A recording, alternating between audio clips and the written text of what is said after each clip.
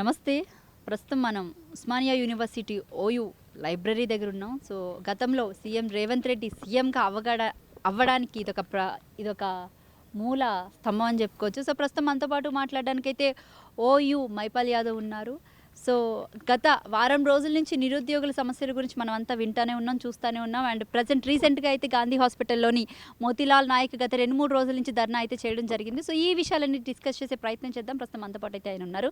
Right sir, అసలు ఏంటి 2-3 days నుంచి మరీ అల్లకల్లోలంగా ఉంది. ఏంటి పరిస్థితి ఏంటి అసలు? అదే ఇట్లా అవుతుందని మేము అనలేదు. అది ఇప్పుడు నిజంగానే ఎవరు అంటారు కదా, ఏరుకోరు తెచ్చుకుంటే మొగడు ఎగిరెగిరి తన్నిండని అన్నట్టు నిరుద్యోగులు కూడా ఫీల్ అవుతారు. వీళ్ళు ఎంతో కష్టపడి ఒక్క రూపాయి కూడా ఈ కాంగ్రెస్ పార్టీ నుంచి తీసుకోకుండా వీళ్ళే సొంత డబ్బులు మంచికి 5,000 10,000 పెట్టి ప్రతి గ్రామాన తిరిగి కాంగ్రెస్ పార్టీకి ఓటేయండి, వాళ్ళు వేస్తే 2 లక్షల ఉద్యోగాలు వస్తాయని చెప్పేసి మేము ఏది చెప్తే తింటారో అని వీళ్ళు నిజంగా నిరుద్యోగులు చేసిర్రు. నిరుద్యోగులు నిజంగా చాలా కష్టపడి కాంగ్రెస్ ప్రభుత్వం తెచ్చిర్రు. అసలు ఇలాంటి రోజు వస్తుందని కూడా నేను ఎక్స్పెక్ట్ చేయలేదు. అది కూడా ఇంత తొందరలో. వీళ్ళు ఏమంటారు అంటే మేజర్గా కొన్ని పోస్టులు పెంచండి, కొంత టైం ఇవ్వండి. అదే మెయిన్గా అయితే ఇప్పుడు డిఎస్సిది ఎక్కువ నడుస్తుందండి. ఇందులో ప్రిపేర్ అయ్యేటోళ్ళ దాంట్లో 50% పైగా డిఎస్సి ఆస్పిరెంట్లు ఉన్నారు. వాళ్ళకు 11,000 జాబ్లు వేసినారు.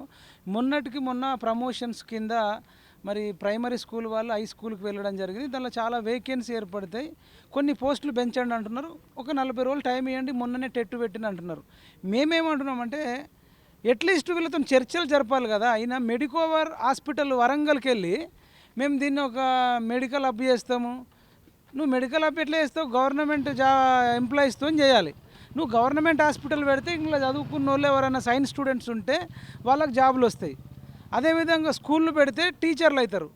ఇది పెట్టకుండా నువ్వు మెడికోవర్కి పోతున్నావు కానీ గాంధీ హాస్పిటల్లో ఉన్న మోతీలాల్ నాయకును కానీ పరామర్శించడానికి వాళ్ళకి టైం లేదు.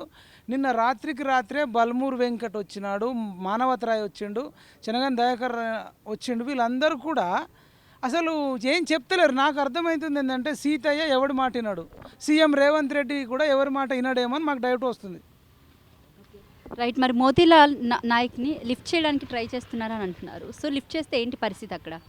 వీళ్ళకి అర్థమవుతలేదు. ఇప్పుడు కంట్లో నలుసు పడితే నలుసు తీసేయాలి కానీ కన్నునే వీకేసినట్టుంది. ఇప్పుడు మోతీలాల్ నాయకుని తీసేస్తే ఇంకొక నాయకు వస్తాడు, ఇంకొక బీసీ వస్తాడు, ఇంకో రెడ్డి వస్తాడు, సురేష్ కూర్చుంటాడచ్చు, రేపు మేము కూర్చుంటామచ్చు, లేకపోతే నెక్స్ట్ సతీష్ కూర్చుంటాడేమో. ఎంతమందిని అంతా లిఫ్ట్ చేస్తారు? అంటే వీళ్ళు అరిచేతిని అడ్డం పెట్టి సూర్యుడిని ఆపలేరు. అదేవిధంగా మోతీలాల్ నాయక్ను లిఫ్ట్ చేసి నిరుద్యోగుల ఉద్యమాన్ని ఆపలేరు. ఇంకా మరింత ఉధృతమవుతుంది, మరింత నిరుద్యోగులు రోడ్ల మీదకి వస్తారు. ఇప్పటికే రేపు తెలంగాణ వ్యాప్తంగా నిరుద్యోగుల బంద్కు పిలుపునిస్తూ ఉన్నారు. మరి నిరుద్యోగుల బంద్ అంటే ఏంది? అన్ని లైబ్రరీలు మూసేసి రోడ్ల మీదకి వస్తారట. ఇంత కూడా చీమ కొట్టినట్లేదు, దున్నపోతు మీద వర్షం పడ్డట్టుంది. ఇట్లా అయితే ఎట్లనండి? ఇంకా 10 ఏళ్ళు ఉంటా పెవికోలు అంటూ తీసుకొని అంటున్నావు. 10 ఏళ్ళు కాదు, 10 నెలలు కూడా ఉండే పరిస్థితి లేదు. రేపు నెక్స్ట్ సోనియా గాంధీ రాహుల్ గాంధీని కలిసి దండము, మీరు పెట్టిన సీఎం మమ్మల్ని పట్టించుకుంటలేడు, ఒక్కనాడు కూడా మరి ఓ నిరుద్యోగులతో కలిసింది లేదు, మాట్లాడింది లేదని చెప్పి భవిష్యత్ కార్యాచరణ చెలో ఢిల్లీ అని పెట్టుకునే ఛాన్స్ ఉంది. వీళ్ళు లిఫ్ట్ చేసి ఆయన ఎక్కడికో తీసుకుపోవచ్చు, కానీ ఈ నిరుద్యోగులంతా చెలో ఢిల్లీకి వెళ్తే అనే ప్రయత్నాల్లో ఉన్నారు. Okay, right. అయితే మీరు అన్నట్టు గత ప్రభుత్వాన్ని దించింది కూడా నిరుద్యోగులే అని చెప్పుకోవచ్చు. ఎందుకంటే జాబ్స్ విషయంలో కూడా ఎక్కడ పట్టించుకోలేని దాఖలాలు అయితే బాగా కనిపించాయి. బట్ ఈ ప్రభుత్వానికంటే మీరు నమ్మి ఓట్లేశారు కాబట్టి ఇప్పటి వరకు రేవంత్ రెడ్డి గారు స్పందించకపోవడాన్ని దీన్ని మీరు అసలు ఎలా చూస్తారు? అదే అహంకారం. ఈ పోరగన్లతోనేమవుతుంది, పేదోళ్ళతోనేమవుతుంది. నీకు మెడికోవర్ హాస్పిటల్ వాళ్ళు కావాలా, వాళ్ళైతే కమిషన్లు ఇస్తారు. నువ్వు సిగ్గు లేకుండా ప్రైవేట్ మెడికల్ హాస్పిటల్ ప్రారంభోత్సవానికి పోయిన వ్యక్తి భారతదేశంలో ఏకైక సీఎం అంటే ఈయన అని చెప్పొచ్చు. దానికి తోడు మంత్రులు, ఎమ్మెల్యేలు మొన్నటికి మొన్న నిరుద్యోగుల తరపున కొట్లాడుతా నాకు ఓటేయండి, ప్రశ్నించే గొంతుగా అని చెప్పినటువంటి తీన్మార్ మల్లన్న కూడా ప్రైవేట్ మెడికోవర్ హాస్పిటల్ ప్రారంభించడానికి వరంగల్ పోయిండు, కానీ గాంధీ హాస్పిటల్కు వచ్చి మోతీలాల్ నాయక్ను పరామర్శిస్తలే. ఇక్కడ విశేషం ఏంటంటే ఆయన సూర్యాపేట మొన్న ఓటేసింది కూడా తీన్మార్ మల్లన్నకే ఓటేసిండు. మోతీలాల్ నాయక్ ఓటేస్తే గెలిచి ఎమ్మెల్సీ అయిన ఈయన దగ్గరికి రాకుండా మెడికోవర్ హాస్పిటల్ ప్రారంభోత్సవానికి పోతుండు. ఇప్పుడు ఎక్కడున్నాడో కూడా కనబడతలే. శ్రీశైలం పోయిండు ఫ్రెండ్స్తో టూర్ అంటున్నారు. అన్న ఇంత మొత్తంలో నిరుద్యోగులు రోడ్ల మీదకి వచ్చి మోతీలాల్ నాయక్ చావు బతుకులలో ఉంటే ఇప్పుడు నీకు టూర్లు అవసరమా? ఇప్పుడు నిరుద్యోగుల సమస్యలు అనేది గత 3-4 నెలల నుంచి ఎక్కువగానే మనం చూస్తున్నాం. అయితే గ్రాడ్యుయేట్ ఎమ్మెల్సీ ఎన్నికలు అయితే ఒక 1 మంత్ బ్యాక్ జరిగాయి. సో అప్పుడైనా కూడా ఒకసారి చూసి ఓటు వేయాలి అంటే ఓటేస్తే మిమ్మల్ని పట్టించుకుంటారని మీరు అనుకున్నారా ఏంటి అసలు? ఇప్పుడు నాదైతే ఆ జిల్లాలో ఓటకు లేదు. ఆ జిల్లాలో వాళ్ళు ఏం ఆలోచించారో తెలియదు, కానీ ఇప్పుడు తీన్మార్ మల్లన్ననైతే గెలిపించారు. ఆయన రెస్పాన్సిబిలిటీ ఉండాలా. ఎమ్మెల్సీ అయిన తర్వాత ఒక విధంగా తీన్మార్ మల్లన్న గెలవడానికి కారణం మెయిన్ రీజన్స్ స్టూడెంట్స్ అనే చెప్పొచ్చు. ఎందుకంటే వాళ్ళు లేనిదే అసలు ఆయనకి గెలిపే లేదు చెప్పాలంటే. అదే మరి తీన్మార్ మల్లన్న ఈ ఉద్యమంలోకి రావాలి. ఈ డిఎస్సి పోస్ట్ పోన్ చేపియాలి. కనీసం ఇంకొక 10,000 పోస్టులు పెంచేటట్టు కృషి చేయాలి. అదేవిధంగా గ్రూప్ 2 గ్రూప్ 3 కూడా పోస్ట్ పోన్ చేయాలి. ప్రతి ఎగ్జామ్కు ఒక 2 నెలల నుంచి సమయం పెడితే అడుగుతున్నారు. మీరు ఏ రకంగా చేస్తారో నిరుద్యోగులతోని వాళ్ళు ఎంచుకున్న కొద్దిమంది నాయకులను తీసుకోండి. పలానా మాకు ఈ సార్ అంటాడా ఆ సార్ అంటారా వీళ్ళు చెప్పి వాళ్ళతో చర్చలు జరిపి వాళ్ళు అనుకూలంగా పెట్టండి. మీదేం పోయింది? మీరు ఎన్నడూ కూడా ప్రిలిమ్స్ ఎగ్జామ్ రాయలే, మెయిన్స్ రాయలే, జిఎస్ అంటే తెలియదు, అర్థమెటిక్ అంటే తెలియదు, రీజనింగ్ అంటే తెలియదు. ఏముంది డబ్బులు వంచడము, అధికారంలోకి రావడం, లేకపోతే నిరుద్యోగులను రెచ్చగొట్టడం, అధికారంలోకి రావడం. ఎన్నడన్నా ఒక లాంగ్ జంప్ చేసిండా ఈ రాజకీయ నాయకుడు? హై జంప్ చేసిండా? మీకు ఏం తెలుసా ఆ నిరుద్యోగుల కోసము? మీరు కనీసము జాబ్ క్యాలెండర్ ఇయర్ తీస్తాని జాబ్ క్యాలెండర్ ఇయర్ తీసుకురాలేదు. సిలబస్ ఇంతంత పెంచి అది ఇస్తే దానికి టైం ఇవ్వాలి కదా. అసలు ఏందో ఏమో గందరగోళంగా ఉంది. నాకు అనిపిస్తుంది భవిష్యత్తులో ఈ రాజకీయ నాయకులకు కూడా ఎగ్జామ్ పెట్టాలి. Prelims, mains, long jump, high jump పెట్టి దాంట్లో క్వాలిఫై అయినోడే ఎన్నికల కమిషన్ ముందు అప్లై చేయాలి. లేకపోతే మా బాధలు తెలియదు. ఒక పురిటి నొప్పుల బాధ తల్లికే తెలిసినట్టు ఈ నిరుద్యోగుల బాధ ఎవరికైనా తెలవాలంటే వానికి భవిష్యత్తులో మినిమం క్వాలిఫికేషన్ అనేది ఈ GS, arithmetic, prelims, mains, TET exam, DSC exam ఇట్లాంటిది ఏదో ఒకటి ఓవరాల్గా పెడితే తప్ప ఈ మొద్దులు కూర్చుంటే పెట్టినట్టు కదలరు, మసలరు. ఎవడు సీఎం అయితే వాడిని జోకాలా, లేపాలా, వాడు దేవుడు, వాడు ఇంద్రుడు, తేపరా పాల ప్యాకెట్లు కట్అవుట్లు కట్టాలా, పాల ప్యాకెట్ పోయాలా. ఇందుకేనా ఈ భజన చేయడానిక? చీము, నెత్తురు, రక్తం ఉండదండి. సిగ్గు లేకుండా ఇంకా పార్టీ ఫిరాయింపులు, అవతల పార్టీలో గెలిచినోని ఇంట్లోకి తీసుకోవాలనే సోయి ఉంది. కానీ మరి నిరుద్యోగులు నా కోసం కొట్లాడిరు, మరి ఇలా బాధలేంది? మరి జీవన్ రెడ్డి తటికి జగిత్యాలకు వెళ్తున్నాడు, ఆయన బాధపడుతుండు. ఆయనను సంప్రదించకుండా జగిత్యాల ఎమ్మెల్యేని తీసుకున్నారు సంజయ్ని అని బాధపడుతురు. అసలు తీసుకోవడమే అనైతికము. మళ్ళీ ఈయన ఫీల్ అయితేంది, ఫీల్ కాకపోతే ఈయనకు ఆల్రెడీ 72, 73 ఏళ్ళు ఉంటాయి. ఇంకా 10 ఏళ్ళ తర్వాత ఆయన రెస్ట్ తీసుకోవాల్సిందే. ఆయన కోసము పోయి బతిలాడుతురు. కానీ ఒక్కనాడు కూడా ఉస్మాన్ యూనివర్సిటీకి సీఎం రాలే, ఇంకా ఎవ్వరు ఏ మంత్రి రాలే. మన కూరలమ్మన, ఆమె పేరు ఏం పేరు, వంటలమ్మన, ఆమె చికెన్ తినడానికి లివర్ ఎక్స్ట్రా, కుమారి ఆంటీ ఎక్స్ట్రా లివర్ 2,000 రూపాయలు అంటే ఆమెకు పర్మిషన్ ఇచ్చిండు. ఆమె అడగలే, చేయలే. మరి ఇంత కుమారి ఆంటీ మీద సోయింది. ఐపీఎల్ మ్యాచ్లో పోయి అక్కడ చూసి వచ్చిర్రు, అక్కడ సోయింది. ఇంకెక్కడ పనికి మాల మెడికోవర్ హాస్పిటల్కి పోతున్నావు అంటే ఇప్పుడు నాకు ఏందంటే సీఎంకు ఎవడెవడు డబ్బు ఉన్నాడు, ఈ డబ్బున్న వాళ్ళే ఆయనకు కావాలి. ఈ నిరుద్యోగుల దగ్గర రూపాయి ఉండదు కాబట్టి వీళ్ళు అవసరం లేదనుకుంటుండా అని మాకు డౌట్ వస్తుంది. కాబట్టి నిరుద్యోగులారా, ఈ సీఎం రేవంత్ రెడ్డి మనకు చేయకపోతే మేము రాహుల్ గాంధీని, సోనియా గాంధీని రిక్వెస్ట్ చేస్తున్నాం. ఈయనకు నిరుద్యోగుల పట్ల ప్రేమ లేదనిపిస్తుంది. మీరు కావాలంటే ఇంకొకరిని సీఎంగా పెట్టండి. ఈయన ఉంటే మాకు అయ్యేటట్టు లేదని నిరుద్యోగులు మాట్లాడుతున్నారు. మరి ఇప్పుడు ఆయననే ఉన్నాడు, ఆ మునగాడు తెలంగాణ పులిబిడ్డ, ఇంకొకరిని పెడితే అయిపోతుంది కదా. వాళ్ళతోనే వాళ్ళు టైం ఇస్తారు. ఈయన ఎన్నిసార్లు అడిగినా అపాయింట్మెంట్ ఇవ్వట్లేదు, ఎవరిని కలవట్లేదు అనేది నిరుద్యోగులు, డిఎస్సి ఆస్పిరెంట్లు, గ్రూప్ 2 గ్రూప్ 3 ఆస్పిరెంట్లు చెప్తారు. నిజమేనా కదా? మీరు ఎవరికి టైం ఇవ్వనవాడు మాకు సీఎం ఎందుకండి? 150 రూపాయలతో కొండారెడ్డి పల్లెకి హైదరాబాద్కు వచ్చింది నారాయణ కూడా. మేము దయచేసి చెప్తున్నాం, మేము నిరుద్యోగులం మంచికి 150 రూపాయలు ఇస్తాం. అదే కొండారెడ్డి పల్లెకు హైదరాబాద్ నుంచి వెళ్ళిపోండి, వేరే సీఎంను పెట్టుకుంటాము, మా సమస్యలు మేము పరిష్కరించుకుంటాం. ఏరి కోరి తెచ్చుకుంటే ఎగిరెగిరి తరినట్టు నీకు మెడికవర్ హాస్పిటల్ ఒకటి కావాలి, చిరంజీవి కావాలి, రామ్ చరణ్ కావాలి, అక్కినేని అమల కావాలి, అక్కినేని నాగార్జున కావాలి. అక్కినేని నాగార్జున అమల కబ్జా చేసిర్రు అని చెప్పినావు, ఎన్కన్వెన్షన్, వాళ్ళతో ఫోటోలు దిగుతావు, కానీ నిరుద్యోగులను పట్టించుకోవు. చంద్రబాబు నాయుడు అని ఆదర్శం, చంద్రబాబు నాయుడుతో పోటీ పడుతున్నావు కదా. ఆయన 16,000 డిఎస్సి పోస్టులు వేసిండు, నువ్వు 20,000 వేయు, అది హీరోయిజం అంటారు. నువ్వు 11,000 వేసి మళ్ళీ దానికి టైం ఇవ్వకపోతే తిట్టుకుంటున్నారు. అనవసరంగా ఇజ్జత్ తీసుకోకు. ప్రభుత్వం వచ్చి జస్ట్ 7-8 నెలలే అవుతుంది కదా. సో ఆ విధంగా చూసుకుంటే ఇంకా 4 ఏళ్ల టైం ఉంది కదా. మేము అనలేదు, ఉన్నది కరెక్టే, ఖాళీలే భర్తీ చేయమంటున్నాం. ఖాళీలు లేదు ఒకటి. సంవత్సరంలోనే 2 లక్షలు ఇస్తున్నాడు మునగాడు. 2 లక్షలు కాదయ్యా, 50,000 చాలు. సంవత్సరంలో 2 లక్షలు అన్నాడు. ఇప్పుడు మేమేమంటున్నాం, డిఎస్సి వాళ్ళు 25,000 అడిగారు. సరే, ఒక్కొక్కసారి 25 కుదరకపోతే 20 అయ్యు. ఎంత ఇస్తావు చెప్పు కదా, ఇగో గిన్నె ఉన్నాయి, బడ్జెట్ గింత ఉంది, ఆదాయం గింత ఉందని చెప్పు. ఇంకా సంవత్సరం తర్వాత చాలా ఆట ఉంటుంది. ఇంకా ఆట మొదలు కాలే, వేట మొదలు కాలే. 2 లక్షల సంవత్సరంలో ఇస్తున్నారు. 7 నెలలు పూర్తయింది. ఈ 5 నెలల్లో 2 లక్షల జాబులు ఎట్లా పూర్తి చేస్తాడు? పూర్తి చేయకపోతే రాజీనామా చేస్తావా? రైతు రుణమాఫీ మీద ఉన్న సోయి అంటే రైతులు కావాలి, మేము రైతులకు రుణమాఫీ చేయి. మరి నిరుద్యోగుల మీద సోయి లేదా? రైతు రుణమాఫీ మీద నీకు ఎంత ఫోకస్ ఉందో నిరుద్యోగుల మీద కూడా అంతే ఫోకస్ ఉండాలి. రైతులు నిరుద్యోగులు ఈ ఇద్దరిని జోడెడ్లలాగా తీసుకోవాల్సిన బాధ్యత నీకు లేదా? ఒక్కనాడన్నా నిరుద్యోగుల మీద సమీక్ష జరిగిందా? డిఎస్సి పోస్టుల మీద సమీక్ష జరిగిందా? గ్రూప్ 2 గ్రూప్ 3 మీద జరిగిందా? అసలు నీకు సోయి ఉందా? విద్యాశాఖ మంత్రిని పెట్టినవా? ఎవడు మా విద్యాశాఖ మంత్రి అంటే మేము ఏం చెప్పాలి? 7 నెలల్లో విద్యాశాఖ మంత్రిని నియమించే టైం లేదా అండి? మీరు చెప్పండి. 7 నెలలు పడుతుందా విద్యాశాఖ మంత్రిని నియమించాలంటే? దీనికి ఏం చెప్తారు మీ సమాధానం? మీ ఛానల్లో చెప్పండి అంటున్నా నేను. 7 నెలలు పడుతుందా? సెంట్రల్లోనే నియమించారు, అన్ని పోస్టులు అయిపోయినాయి. నేను మొన్ననే వచ్చింది, 2 నెలలు కూడా అయితే లేదు. 7 నెలల నుంచి విద్యాశాఖ మంత్రిని నియమిస్తలేమంటే విద్యార్థుల పట్ల నీకు సోయి ఉందా? వ్యవసాయ శాఖ మంత్రిని నియమించినావు అంటే రైతులంటే నీకు భయం ఉంది, నిరుద్యోగులంటే భయం లేదా? విద్యాశాఖ మంత్రిని నియమించవా? నియమించాలా విద్యాశాఖ మంత్రిని? రేపటి నుంచి మేము విద్యాశాఖ మంత్రిని పోయి వినతి పత్రం ఇవ్వడానికి, రిక్వెస్ట్ చేయడానికి, డిమాండ్ చేయడానికి, ముట్టడించడానికి దేనికన్నా మాకు విద్యాశాఖ మంత్రి లేడు కదా. అంటే విద్యాశాఖ మంత్రి లేని తెలంగాణను చేద్దాం అనుకుంటున్నావా అని అడుగుతున్నాం. దీనికి 7 నెలలు పడుతుందా? ఇప్పుడు చెప్పాలా, బల్మూరి వెంకటన్న, రియాజ్ సారు, లేకపోతే మానవత్రాయ్ అన్న, చెనగన్ దయాకర్ అన్న, మీకు చేతులు వచ్చి మొక్కుతున్నామన్న. 7 నెలలు పడుతుంది అన్న విద్యాశాఖ మంత్రి నియమించడానికి? జాబ్ క్యాలెండర్ ఇవ్వడానికి 7 నెలలు పడుతుంది అన్న. ఎందుకన్నా ఇవన్నీ జోకడాలు? జోకుడు బంద్ చేయండి, వీలైతే రాజీనామా చేసి రండి. చిన్న చిన్న కోరికలు అడుగుతున్నాం, పెద్ద అడగట్లేదు. ఫస్ట్ ఆఫ్ ఆల్ అయితే వాళ్ళు గ్రూప్ 2 వాళ్ళు కూడా ఏమంటారు అంటే 2,000 పోస్టులు అంటారు. నువ్వు 2 లక్షలు వేస్తున్నావు. 2 లక్షలు దేవుడు 2,000 ఏమనడానికి నీకు ప్రాబ్లం ఏంది?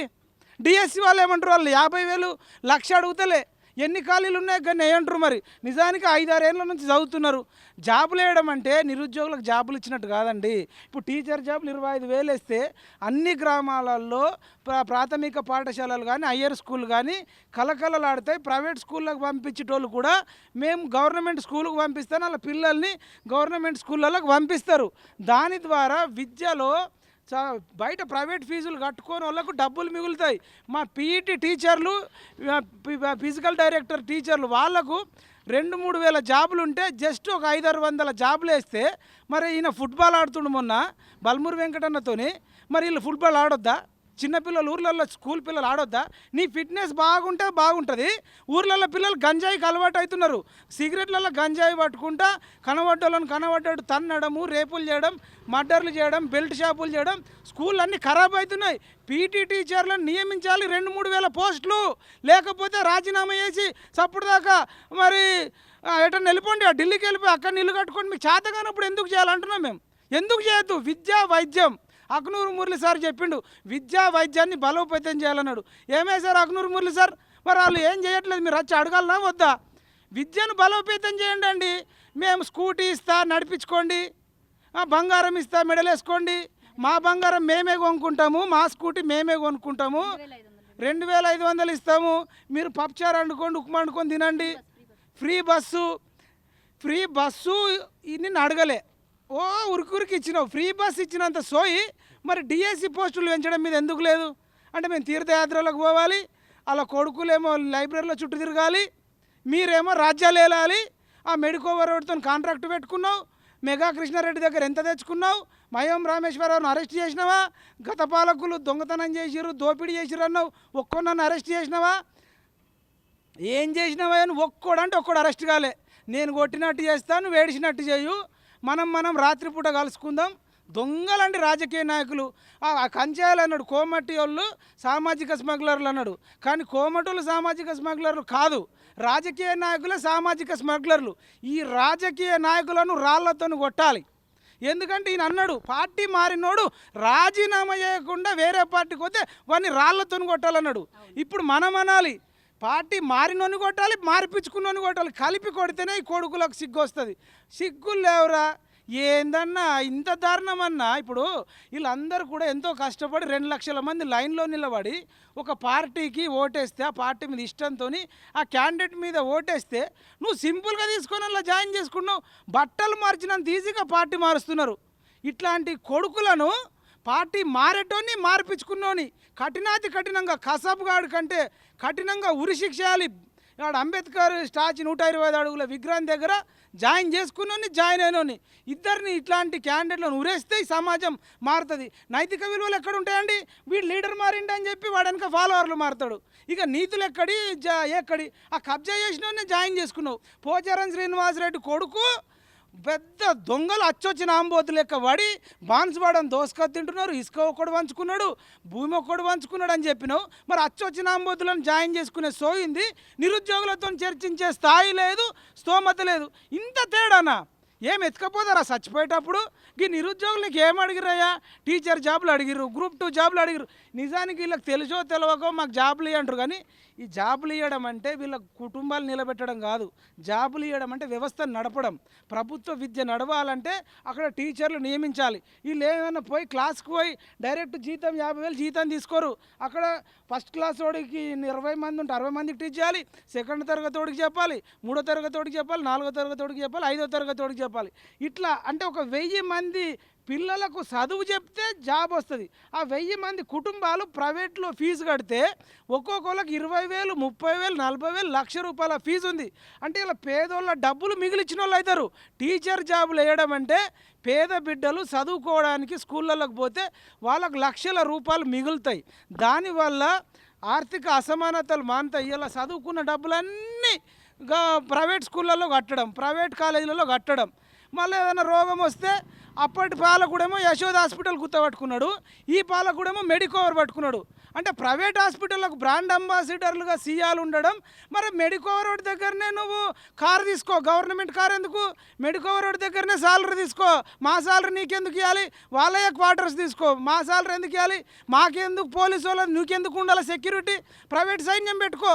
అంటే ప్రభుత్వం యొక్క సెక్యూరిటీ కావాలి, ప్రభుత్వం డబ్బు కావాలి, ప్రభుత్వం యొక్క సకల సుఖాలు కావాలి, ప్రభుత్వం సచివాలయం కావాలి, ప్రభుత్వ అసెంబ్లీ కావాలి, ప్రభుత్వానికి సంబంధించిన విమానాలు కావాలి, ప్రభుత్వానికి సంబంధించిన తిండి కావాలి, ప్రభుత్వానికి సంబంధించిన ఫర్నిచర్ కావాలి. మీకు రోగం వస్తే మాత్రం ప్రైవేట్ వైద్యం కావాలి. ఇప్పుడు ఈయనకు మెడికోవర్ హాస్పిటల్కి పోయిండు.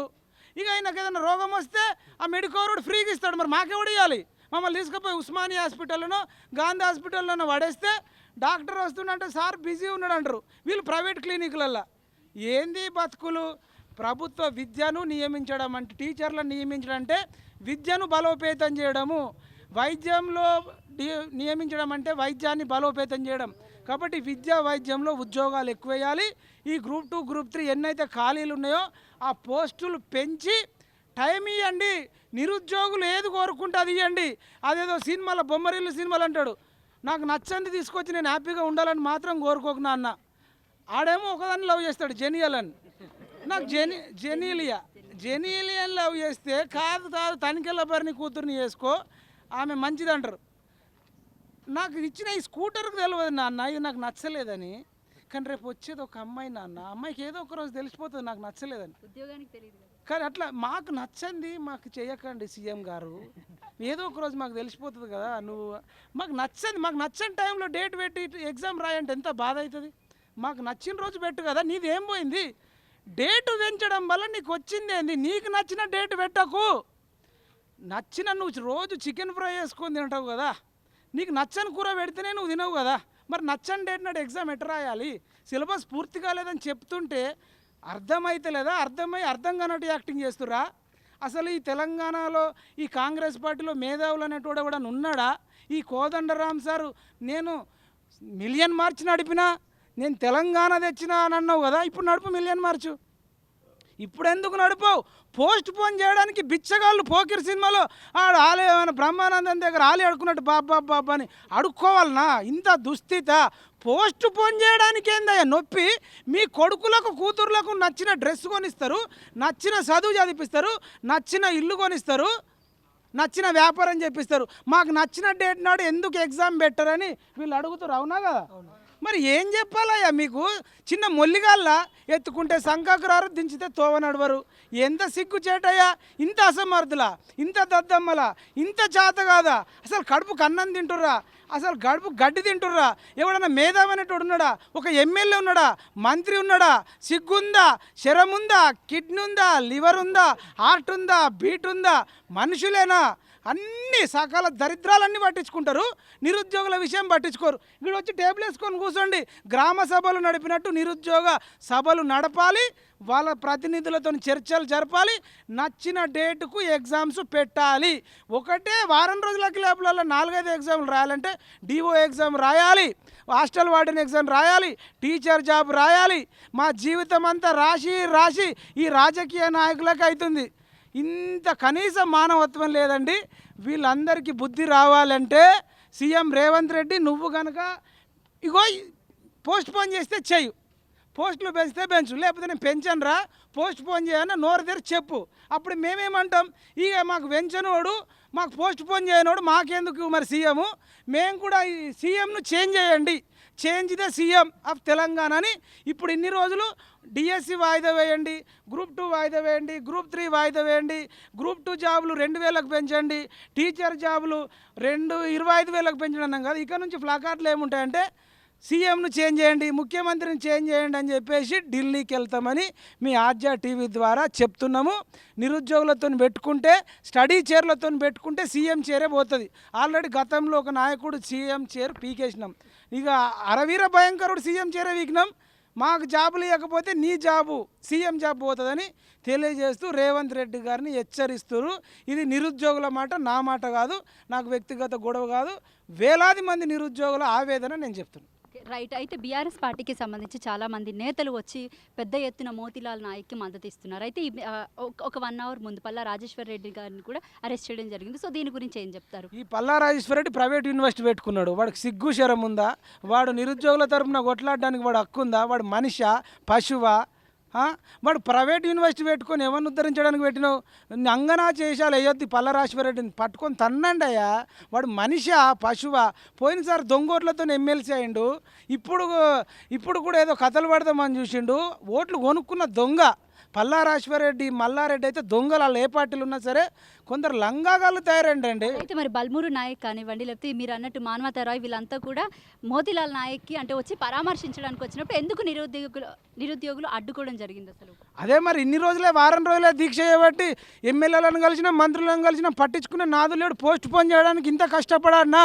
వారం రోజుల నుంచి దీక్ష చేస్తే ఇంత దాకా ఏం చేసిర్రు?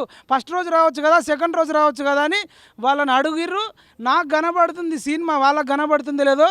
బల్మూరు వెంకట అంటే అడ్డుకున్నాడు కాదు, రేపు కోదండరామును కానీ, రేపు ఇంకా ఎమ్మెల్యేలు కానీ ఎక్కడన్నా కనబడితే తెలంగాణ ఉద్యమంలో తరిమినట్టు తరిమే ఛాన్స్ ఉంటుంది. వీళ్ళు వాళ్ళ డబుల్ బెడ్రూమ్ క్వార్టర్స్లోనే డోర్లు క్లోజ్ చేసుకొని, ఆమ్లెట్ వేసుకొని, అన్నం వండుకొని తినే బతుకులు అవుతాయి. రోడ్ల మీద తిరగరు. చిన్న చిన్న డిమాండ్లు నెరవేర్చుకోకపోతే ఒక పని చేయండి, రాజీనామా చేస్తే అడగం కదా. ఇప్పుడు ఊకేందండి టార్గెట్ చేసినా అనొచ్చు. ఆ సీఎం జాబ్లో, ఆ ఎమ్మెల్యే పోస్ట్లో ఉన్నారు కాబట్టి అడుగుతున్నాం. ఈ మా వల్ల అయితే లేదండి, నిరుద్యోగులు అన్నీ అడుగుతురని నువ్వు రాజీనామా చేసి ఎక్కడికైనా వెళ్ళిపో. అప్పుడు నేను అడిగితే మమ్మల్ని అడుగు. అవునా కదా? Is it right are wrong? ఫైనల్గా చెప్పండి గట్టిగా. మీకోసము ఇప్పుడు నన్ను లిఫ్ట్ చేస్తారు, ఇలా 4 ఇంటెలిజెన్స్ వాళ్ళు ఉంటారు, ఇక్కడ బాగా మాట్లాడుతూ నేను లిఫ్ట్ చేయంటారు. అప్పుడు లిఫ్టే, ఇప్పుడు లిఫ్టే. మా జీవితాంతం లిఫ్ట్, వీళ్ళ జీవితాంతం రీడింగ్లు. మేము రీడింగు, రైటింగు, లిజనింగు, వాళ్ళేమో సిట్టింగ్ వేసుకొని. రాజకీయ నాయకులు మీకు నిరుద్యోగులారా చెప్తున్నా, ఈ దొంగలు అన్ని పార్టీలలో దొంగలు. వాళ్ళకు లగ్గాలైతే, బిడ్డలకు లగ్గాలైతే వీళ్ళు పోతారు, వీళ్ళ బిడ్డల లగ్గాలకు వాళ్ళు పోతారు. అన్ని రకాల ఐటమ్స్ ఉంటాయి. Chicken fry, mutton fry, liver fry, ఒక్కొక్కడు ఫారెన్ నుంచి. మీరు ఎప్పుడన్నా 200, 150 బీర్ తెచ్చుకుంటారు, వాడు 2 లక్షలు అది కూడా తెచ్చుకొని సంబాదాగా ఏమనుకుంటారా? సినిమాలలో డిస్కస్ చేసుకున్నట్టే ఉంటుంది. కాబట్టి నిరుద్యోగులు మీరు ధైర్యంగా ఉండండి. వీళ్ళ మెడలు వంచే ధైర్యం మీకుంది, హక్కు మీకుంది. పోరాడితే పోయేదేం లేదు. బానిస సంఖ్యలు తప్ప ఛత్రపతి శివాజీలాగా, సుభాష్ చంద్రబోస్ లాగా కొట్లాడాలని మేము గతంలోనే తెలంగాణ నిరుద్యోగ రక్షణ చేసి పెట్టినాం. చచ్చిపోవద్దు, నిరుత్సాహపడొద్దు, యోధుడిలాగా ఫైట్ చేయాలి. మీరు అనుకుంటే ఏదైనా సాధ్యమే. తెలంగాణ తెచ్చిందే తెలంగాణ యువత, కేసీఆర్ను గద్దె దించిందే తెలంగాణ యువత. రేవంత్ రెడ్డి మెడలు వంచి కూడా రేపు జాబులు పోస్ట్ పోన్ చేసుకునే కెపాసిటీ మీకుంది. కొద్దిమంది నిరుద్యోగులలో ధైర్యం లేదు. ధైర్యం తెచ్చుకోండి, దయచేసి ఎవరికి భయపడకండి అని చెప్పి. ఎవరైతే భయపడే నిరుద్యోగులు ఉంటారో, ఎస్పెషల్గా అమ్మాయిలు, మీరు ఎందుకండి మాట్లాడతారంటే మేము మాట్లాడాం, కానీ జాబులు పోస్ట్ పోన్ చేయాలి, జాబులు పెంచాలి. మీరు జాబులు పెంచాలి, జాబులు పోస్ట్ పోన్ చేయాలంటే మేము మాట్లాడమంటే కుదరదు. ప్రతి ఒక్క నిరుద్యోగి ఒక యుద్ధ నౌక కావాలని కోరుకుంటూ జై తెలంగాణ.